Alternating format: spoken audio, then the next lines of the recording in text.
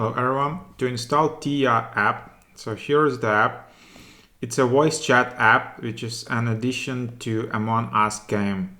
So Among Us game is one of the top games right now, and yeah, you can just find someone to play Among Us, and then continue playing and continue chatting while you play. So just tap get, and there you have it. It's 77 megabytes, so you need to have a free space.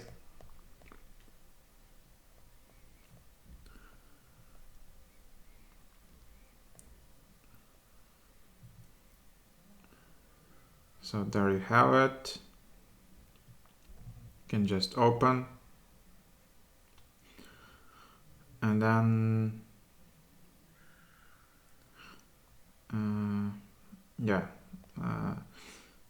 you can go with all of that, and then you can just sign off with Apple, Google, with email or Facebook.